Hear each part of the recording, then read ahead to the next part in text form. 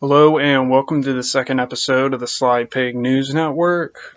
Today we're going to be doing our first political show. I'll be going over some current events in the news that are taking place right now. Tomorrow I will be back with another sports video. I'll be talking about some upcoming football games. I'll be recapping the Thursday night game tonight between the Packers and the Eagles. We'll also be breaking down the Bellator fights this weekend, as well as the UFC fights. So we'll be doing back with a sports show tomorrow. So today, the first thing I want to talk about is the situation going on with Saudi Arabia and Iran.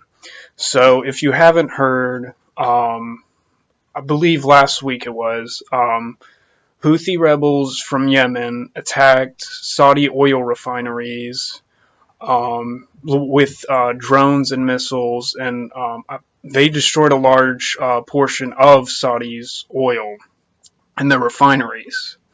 Now, the problem is Saudi Arabia has been trying to go to war with Iran for quite some time now, past many decades. They've been basically at a Cold War in the Middle East, similar to the U.S. and the USSR back in the 60s and 70s. That's why there's a lot of tension in the area. That's why there's a lot of insurgencies and terrorists, because Saudi Arabia and Iran have both been arming terror groups in that region. The thing about this story is that the media does not talk about is they say that we need to help Saudi Arabia because they were attacked. The problem is they don't give you the full context of the situation. So did Iran arm Houthi rebels in Yemen? Yes. Did the Houthi rebels use those weapons to attack Saudi oil refineries? Yes. But the media won't tell you why the Houthi rebels attacked Saudi Arabia. The reason why they attacked them is because Saudi Arabia has been waging a literal genocide in Yemen. They've been bombing schools, they've been bombing hospitals, houses, murdering countless numbers of civilians. Yemen, they have a famine going on right now in the country, and Saudi Arabia is blockading food and medicine in that region. And they're doing that with the support of the U.S. We're giving them money, we're giving them military aid, we're giving them weapons, and that is absolutely despicable by the United States that they are doing that and allowing that to happen. We are helping a literal genocide in Yemen.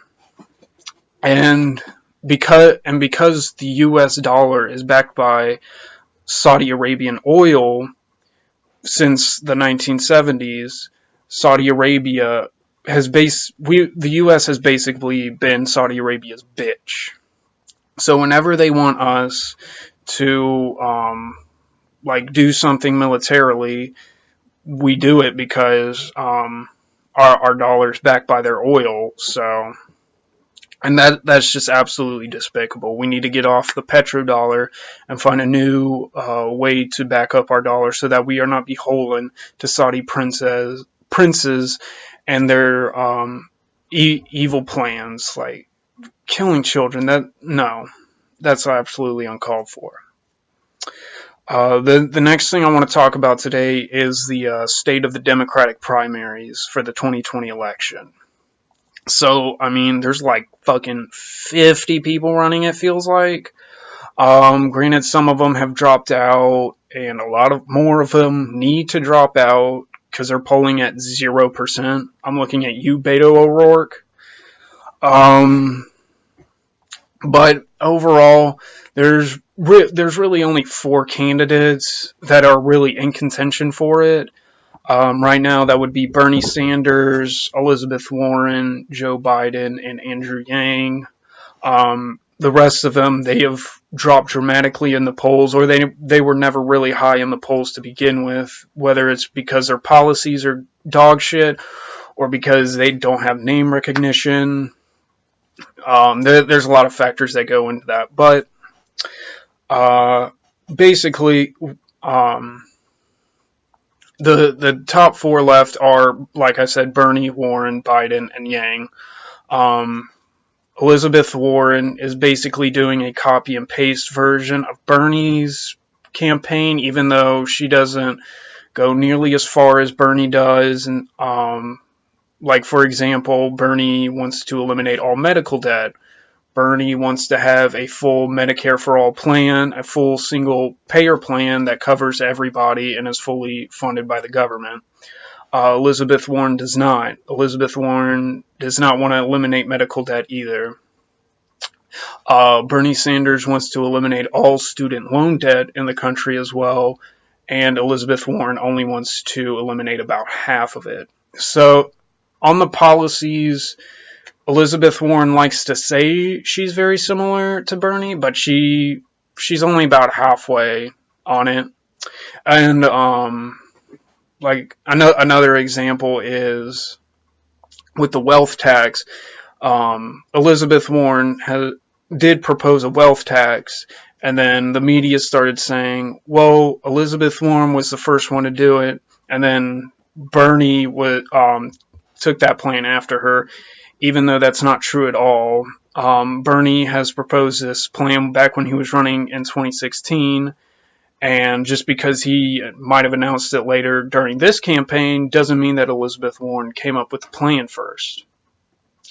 Not to mention, Elizabeth Warren has been saying that she hasn't taken any big corporate money or PAC money during the primaries, but she did a sneaky little trick where before she started her campaign, she raised all of that money from her 2018 campaign when she was running for re-election and just funneled that into her 2020 election campaign, which is downright dirty. I mean, you're just lying to people at that point. Joe Biden is a dementia patient, and he should not be running for president. He can't make a clear sentence at all, and it's just painful to watch him talk in public or in debates. He doesn't stand for anything at all. His only arguments whenever he gets up there is, "Oh, I was Obama's vice president." That doesn't qualify you to be president at all, and not at all. Especially when you supported bus segregation back in the 70s. You supported the crime bill.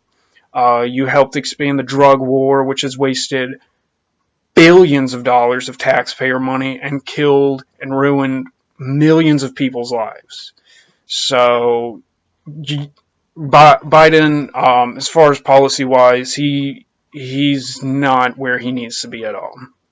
And then I also mentioned Andrew Yang as well. And Andrew Yang, at least I appreciate that he has policies that he stands for, even though I might not agree with all of his policies. I at least respect that he's at least trying and he's firm on his principles. I like the idea that he's throwing out the universal basic income. Granted, that's I don't like that proposal as much. I would much prefer a federal jobs guarantee program to where if you want a job, the government will provide you with a job. But I do like where he's coming from, and he's one of the few candidates that's actually raising the alarm on this automation issue of millions of people are going to be out of work within the next few decades because of automation in the transportation industry, the food industry, the retail industry. And if we don't do anything about that, it's going to lead to incredible amounts of an incredibly high rate of poverty. Excuse me. But while I don't agree with all of his policies and I think there's better ways to do it, I at least appreciate where he's coming from, and I can respect that he actually takes a principled stand on issues.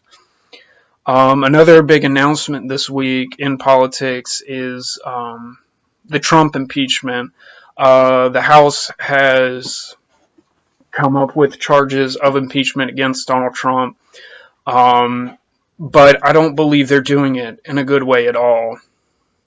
The Speaker of the House, Nancy Pelosi, has said that she is only going to pursue impeachment charges on this Ukraine issue, which, if you haven't heard, basically Donald Trump tried to um, bribe the Ukrainian president into digging up dirt on Joe Biden and his son to use against him in the election.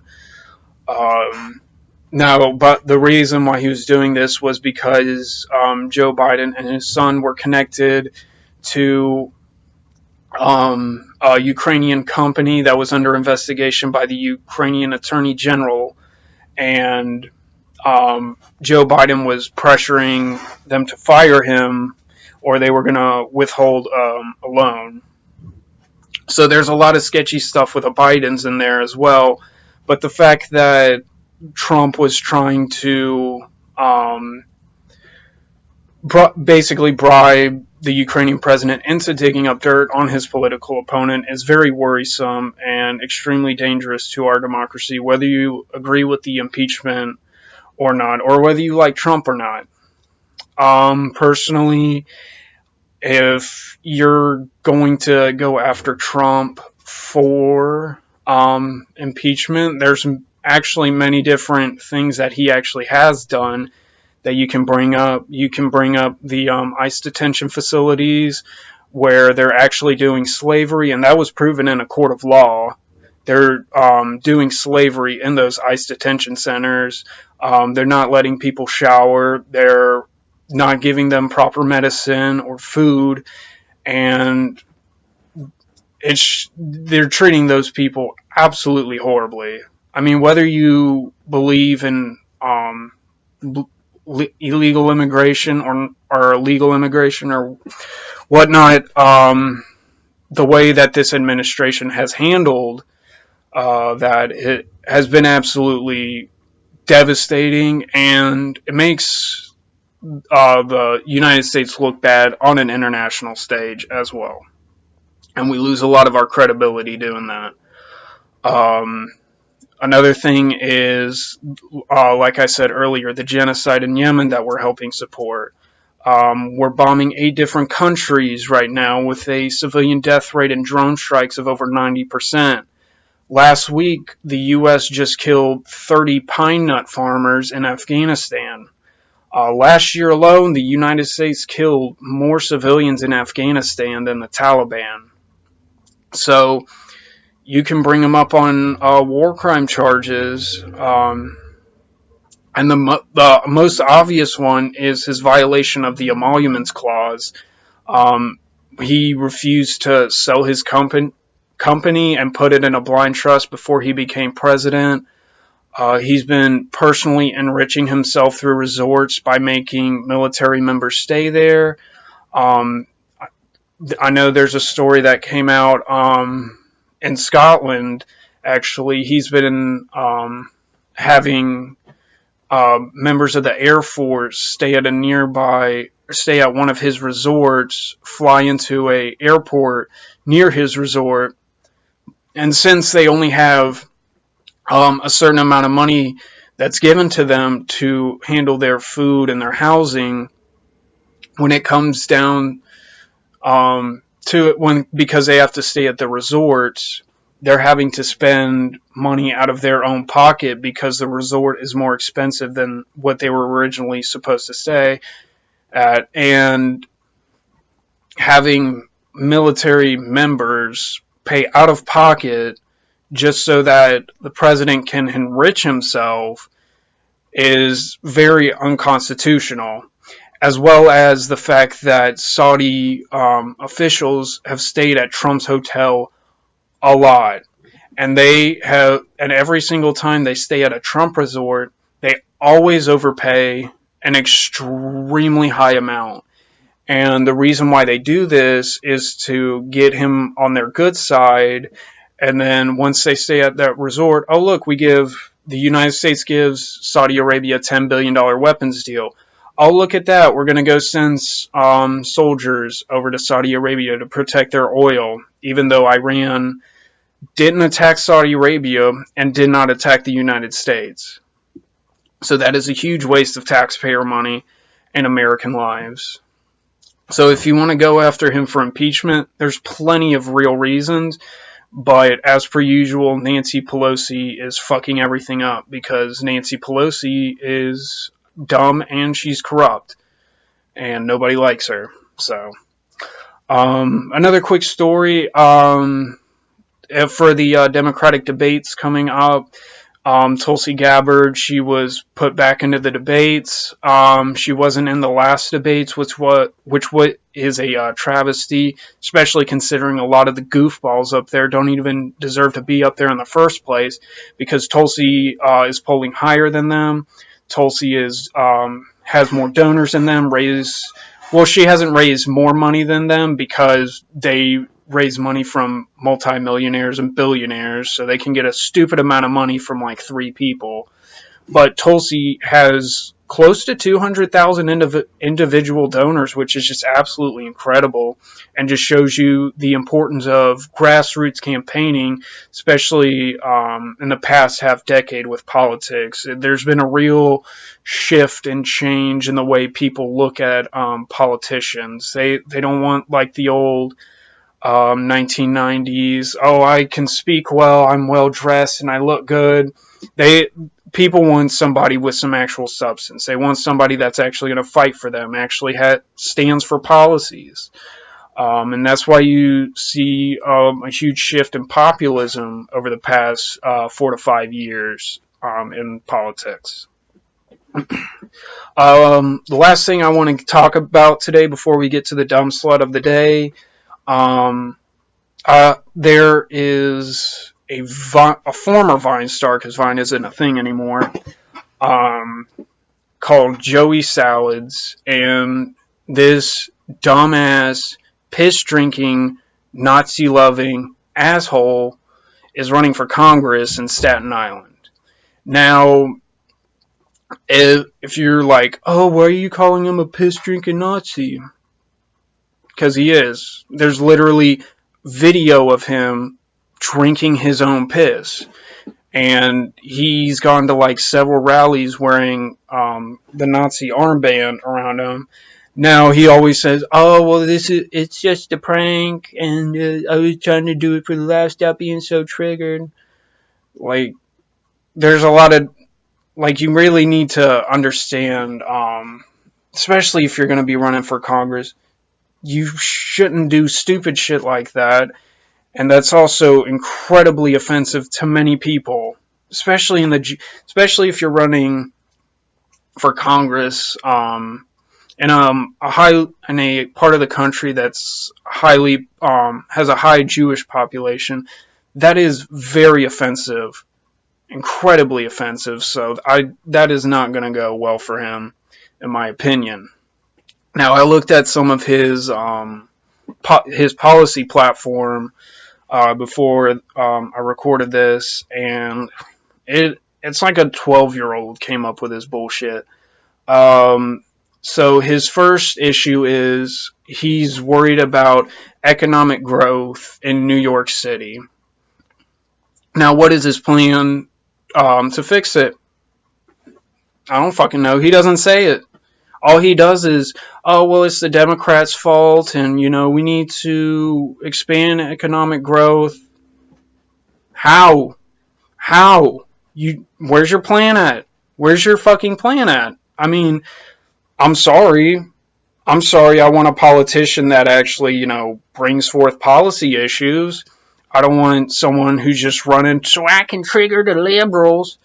Like, if that's just so dumb, and nothing gets done because of that. And you're just leading to more and more public disruption at that point, and you're just being an asshole. He claims that the New York City mayor de Blasio hates Staten Island and wants it to sink. Without any evidence, he just says he hates people, he hates Republicans, and honestly, at this point, stop with the fucking oh, your side of the aisle is like, I hate them and everything about that's bad. Like, come up with some actual fucking arguments, please. Like, it's so annoying. Like, oh, you're a Democrat, everything's bad. Oh, you're a Republican, everything you do is bad. Like, go issue for issue.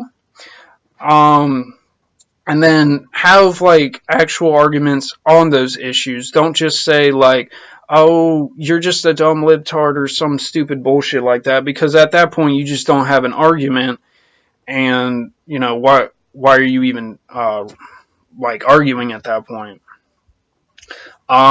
He another like thing he's worried about is illegal immigration, which I don't know why. He um basically says that he supports what Trump is doing immigration wise, which is basically locking children in cages who are seeking asylum.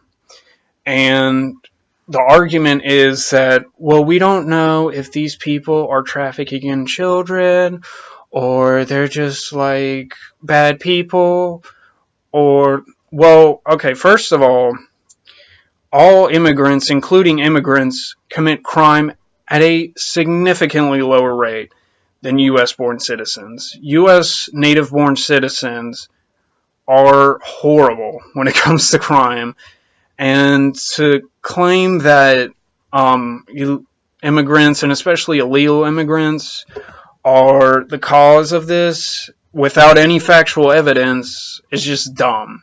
It's just dumb.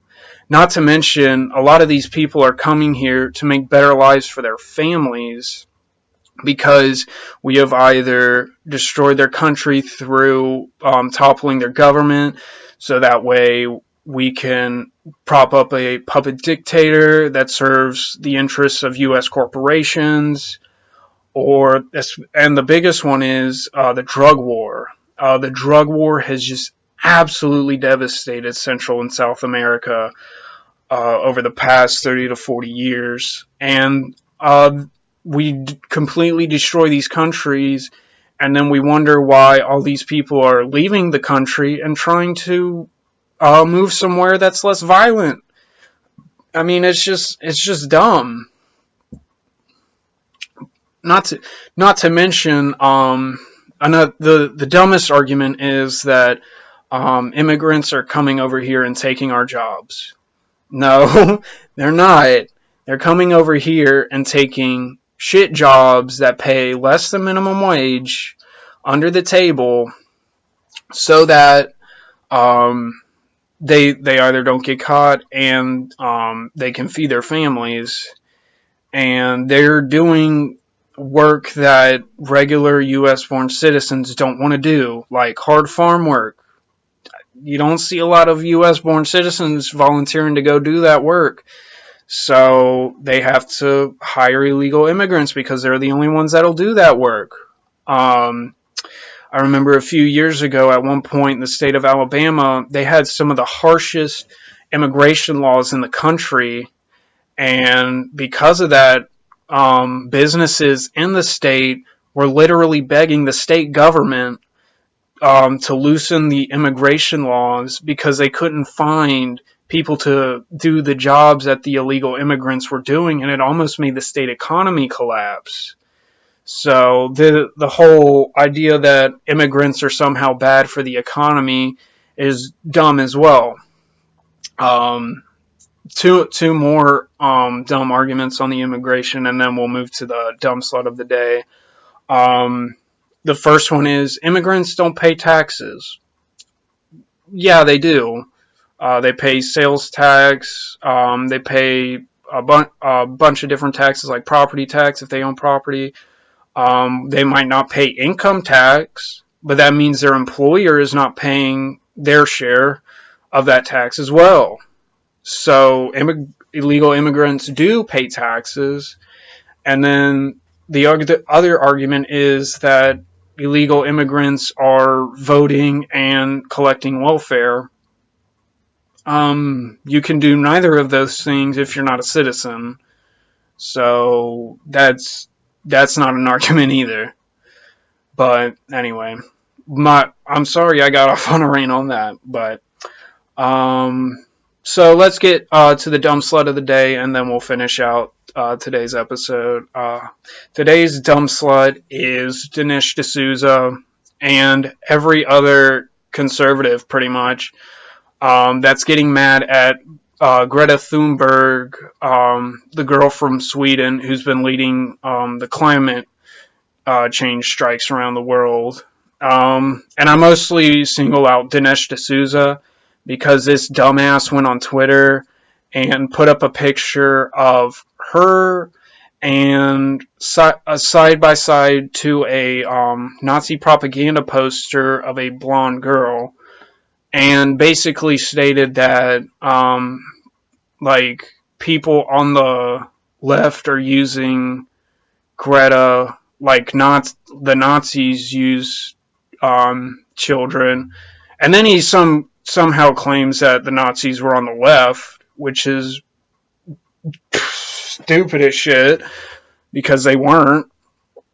Um, that's another thing is like people always just assume that everything they don't like or everything bad that has happened is automatically the fault of the other political side or the politics that they don't like. Um, but anyway, back to Dinesh D'Souza. Comparing a 16-year-old Swedish girl with Asperger's that is fighting for climate change because she's worried that it's going to kill her, and she has a right to be worried. Scientists have been predicting that this for quite some time, and the evidence is just so overwhelming, and the vast majority of scientists agree that climate change is happening, and that human activity is accelerating it to a point that it's going to cause loss of resources, water scarcity, more extreme weather, and displacement of massive amounts of people. And eventually it'll get to the point where the earth will just be too hot to sustain life, and there will be a mass extinction. So the fact that people are getting so mad at her about it is dumb, and comparing her to Nazis is just the dumbest thing I've ever heard of, because one is a girl trying to make sure that humanity doesn't come to a complete extinction, and then the other one was literally a racist, fascist political movement that tried to take over the world and establish a white supremacist world in that matter. And to compare those two is completely ignorant on your part, and it just means that you don't have an argument against her. So, but anyway, thank you for watching today's episode. I'll be back tomorrow, like I said, with another sports episode.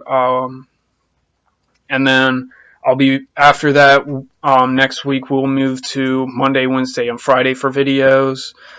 Be sure to check out my Twitter and Instagram pages, and follow my blog at slypignews.wordpress.com. Thank you.